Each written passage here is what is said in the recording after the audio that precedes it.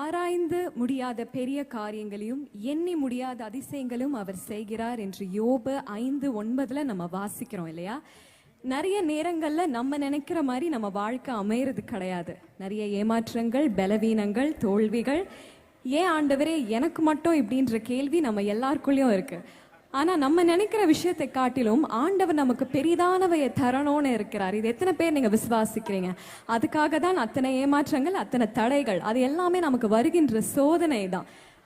His plans are greater than our own desire.